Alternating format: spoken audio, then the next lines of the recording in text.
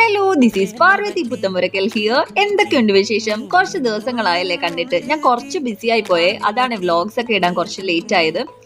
ഇന്നാണെങ്കിൽ എനിക്കൊരു ബർത്ത്ഡേ ഉണ്ടായിരുന്നു കേട്ടോ. എന്റെ ചേച്ചിയുടെ ബർത്ത്ഡേ ആണ് ഇന്ന്. ഇതാണ് എന്റെ ചേച്ചി കീർത്തന. ചേച്ചിക്ക് സർപ്രൈസ് ആയിട്ട് ഞങ്ങൾ എല്ലാം കൂടെ അങ്ങോട്ട് ചെന്ന് കേക്ക് എല്ലാം കട്ട് ചെയ്യുമായിരുന്നേ.